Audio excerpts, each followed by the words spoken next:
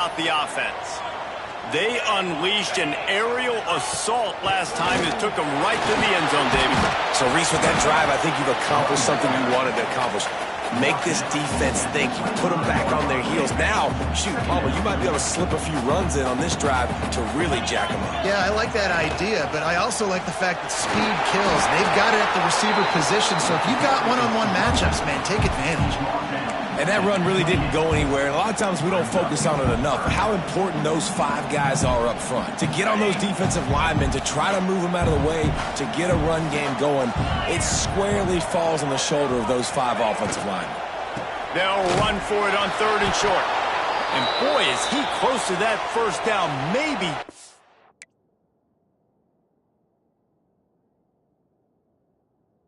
A couple of inches short. Man down on the play as the officials take a break to let him be checked out.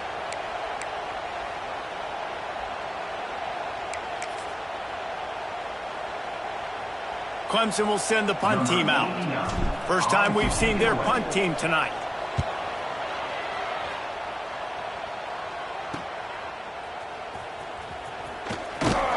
The solid return there offsets some of the punt yardage and really sets up this offense nicely.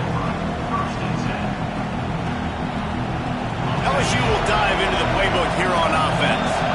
A blown opportunity, missing that short field goal on the last drive, and now they'll try to put something on the board here.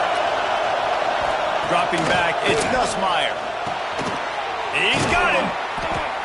Well, and a nice job working the middle of the field. I think it's so important to keep defenses honest, and you can't just dink and dunk outside. You got to work the middle. Great job finding this wide receiver over the middle of the field. The Tigers come to the line. This situation, you might see a shot play.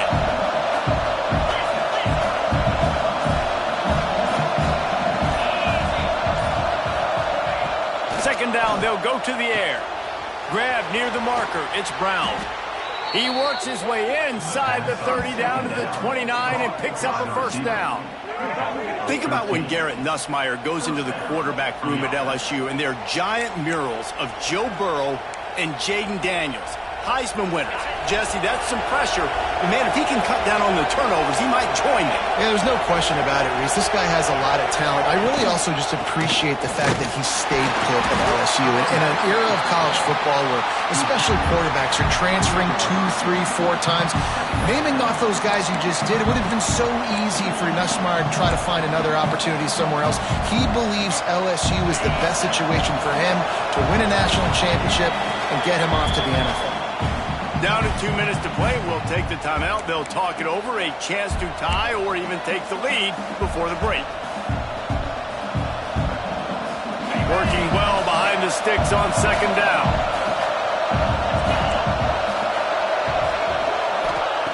Looking to fire. Got it in the middle. It's Anderson. They make the stop, trying to pick up just a little bit at a time to get to that first down mark. Remember, they missed a field goal on their last drive, but at the very least, they need to get back in field goal range here on third down. Grab near the marker. It's Hilton. They bring him down, but he's got a first and goal from the 10. And that's a really good example of a quarterback and his intended target both being on the same page. The timing was almost perfect on that play. That's why they were able to convert the third down, now setting up first and goal. Oh, he makes the catch. And that defense pushing him out of bounds after a short gain. Love the play call by the offense. Love drag routes down this close to the goal line. First down, you're just trying to get an easy completion, catch and run, walk in, score. Defense made a nice play. They made the tackle, so now you got to turn the page. You got to find something here on second. And good coverage by the defense, just a short gain. Nice job by the defense, forcing the third and goal. You can't allow any run after catch in these situations. Play aggressive, play tight, and play physical. Pushes ahead. Into the end zone he goes. Touchdown, Tigers! Momentum is such a real thing in college football. Scoring that touchdown here in this 2-minute situation at the end of the half is massive for them. It's going to help their confidence going in at halftime. The they're able to get this extra point and tie this thing up, watch out for them in the second half. And let's check in with Kevin Connors in the studio. Kevin? Man, a gigantic collision of top 5 teams, and it is now a final. Texas looked like a program ready to take the next step after a big road win today. This was a complete team effort from the Horns. Offense, defense, and special teams doing its part. Hook 'em, and they hooked a W in this one. A top 5 clash and a thoroughly impressive showing that could be a huge confidence builder for this program. Back to you. And Kevin Connors keeping an eye on everything all over the country. Sounds like they had a good one there. Makes the grab almost to the first down marker, but a good pickup on that one. The offense wastes no time getting the timeout call.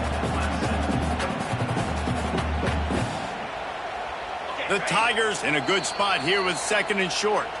Quick timeout by the defense there, trying to make sure everyone has the same call.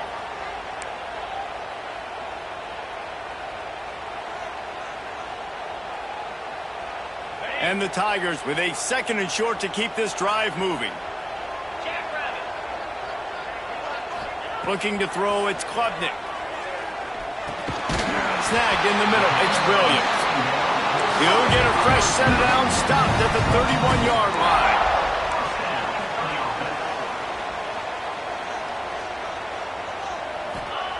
Looking to throw on 1st down. Fires left. Oh, it's picked off. A rare mistake from this guy. Man, teams that play cover 1 at an elite level have an elite guy in the middle of the field that he's playing zone, everybody else playing man, and he can cover so much ground. You watch him run, he breaks on the football when he needs to, goes and makes the big interception. So let's see how they play it in this final 30 seconds of the first half. Wasting no time throwing on this drive.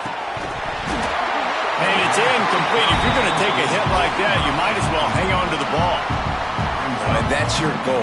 Separate man from ball. Try to get your shoulder in there on the catch point and really give him something to think about. Physically jar that football and knock it out. Nice job by the defender.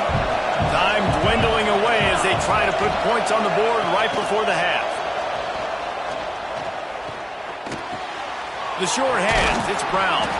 And they'll stop him just short of the 1st down, just inches away from moving the sticks.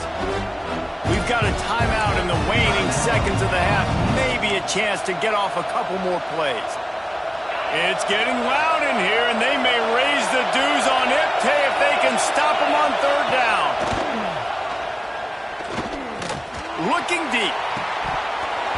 Oh, he had it. The deep ball was there, and it just trickled through his fingers. Well, this offense has gone his way early and often in this game. They've gotten into a nice rhythm. That time, though, the defense was expecting to throw going his way. They put a really nice hit on him to force the incompletion. Just enough time to get off one final play of the half. They're throwing for it on 4th down. Going back to the well, another deep ball. Oh, what a play, it's intercepted. Going the other way, and he's got room. He's run out of bounds after the pick. Clock shows 0, and that's how we'll end the first half. That's the end of the 2nd quarter. That means it's time to join Kevin in our halftime update. The Tigers will kick it off to start the 2nd half.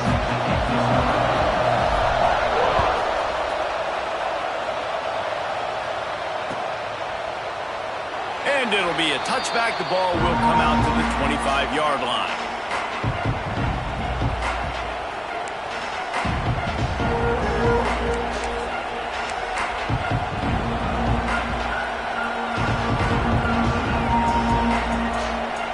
The Bayou Bengals will run the offense out onto the field. First drive of the 2nd half, always fun to watch. You see what type of tweaks were made at the half, especially when you're locked up in a ball game like this one. Yeah, and it's been a good game. I mean, it's been a little bit of back and forth and a feeling out process. And now once you get in the 2nd half, who's going to get aggressive, Kramer? Who's going to take some shots, try to make some plays, and really go for it?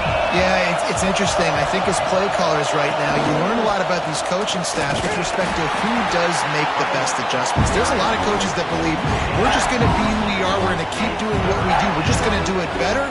But then there are others that tweak things a little bit on offense and on defense. We're going to find out here. Here comes this home crowd as the defense tries to get off the field on third down. Looking for a man. It's Nussmeier.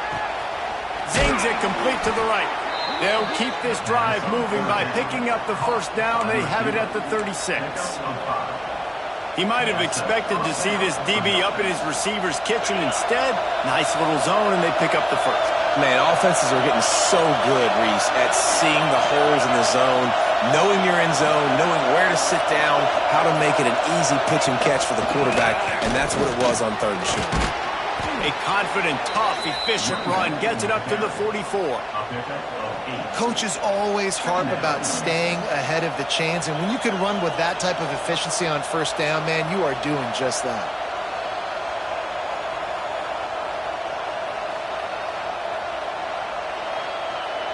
The Tigers can really attack on this second and short. They try to pop a run on the draw. They'll get it to the 48. No need to measure. It's a first down. You got to have short area quickness. That running back there doing what it takes to make sure he got that first down. LSU moving the ball quickly down the field. To the air on first down. Caught over the middle. It's Hilton. Good execution. They move the sticks, and they've got it at the 33. And I love the quarterback's accuracy here. Hit him in stride, man. Hit him where he can catch the football and continue to run and do more damage after the catch like he did right there.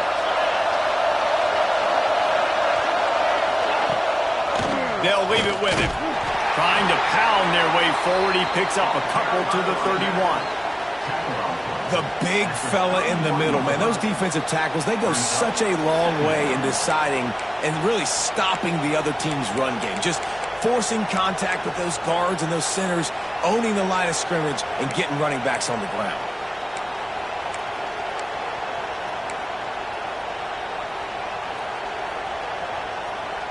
After picking up a couple, it's 2nd and 8.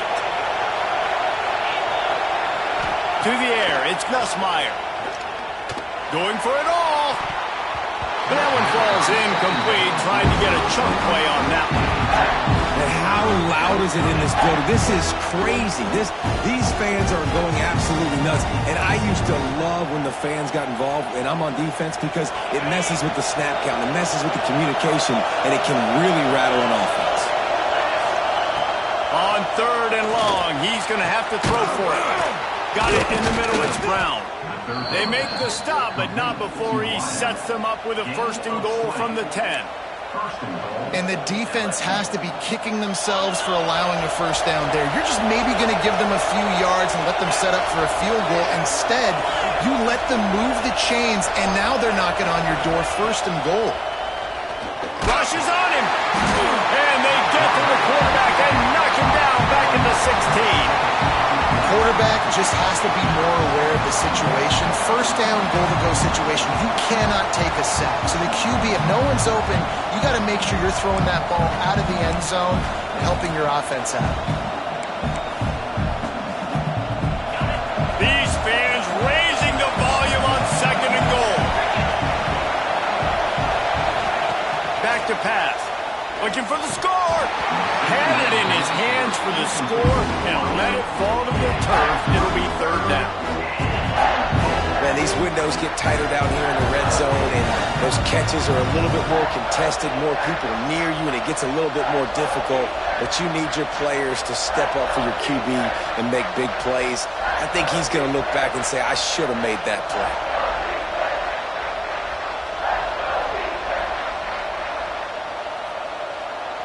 It's 3rd and goal and a long way from the end zone.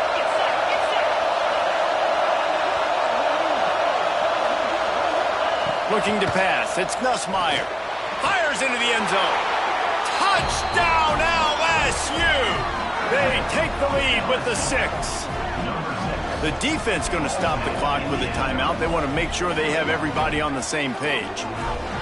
And it's so underrated, the relationship between a QB and a wide receiver, the timing, the ability.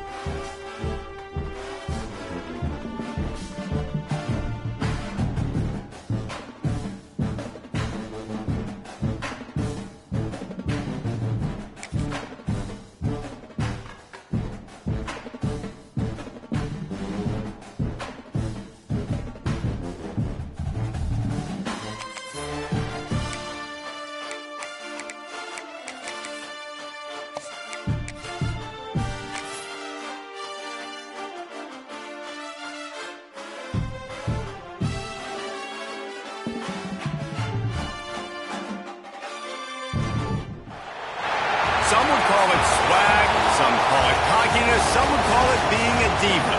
When you're good, it's not bragging. And elite wide receivers and the confidence they exude often permeates an entire team, and we're going to see a couple of examples of that in this one. Welcome to the home of the Clemson Tigers, Death Valley in Clemson, South Carolina. As we'll see a squad from the SEC, the LSU Tigers, taking on the 7th-ranked team in the land, the Clemson Tigers. For EA Sports College Football, Reese Davis with you alongside David Pollack and Jesse Palmer.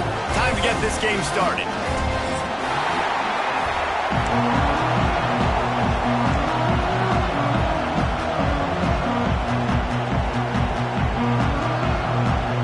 And the Tigers ready to get this thing started and open the season.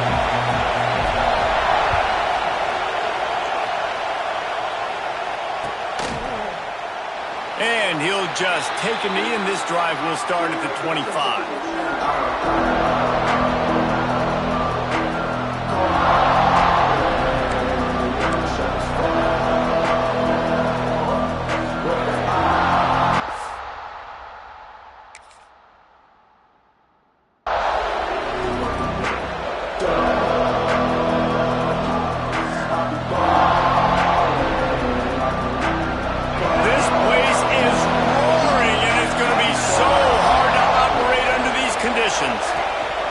The lone back's got it.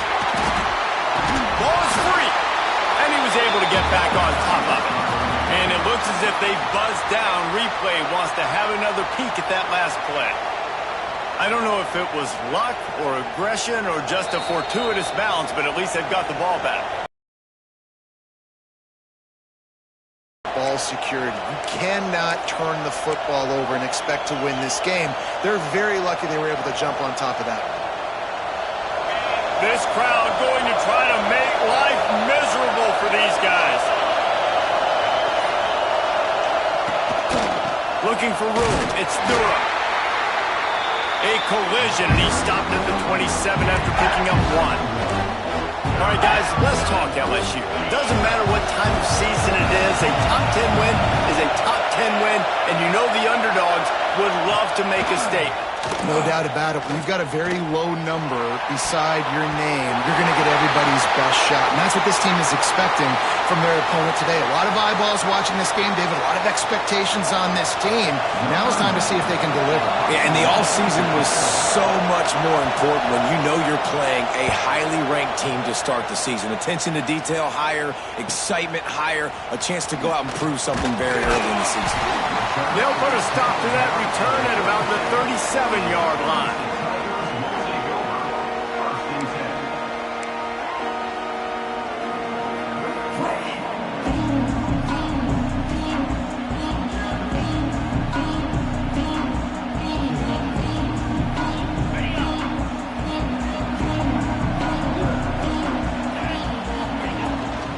The give to the back.